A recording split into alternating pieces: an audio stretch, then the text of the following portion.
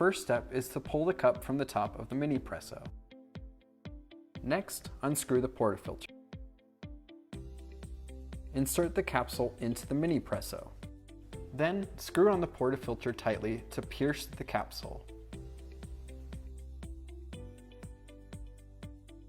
Make sure the portafilter is as tight as it can go so the mini presso can extract the espresso from the capsule properly.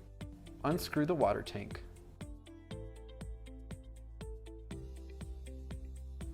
Fill the water tank with boiling water up to the line. Screw on the water tank.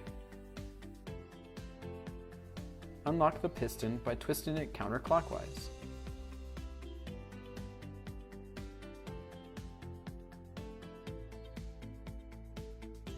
Pump the mini presso to extract the espresso.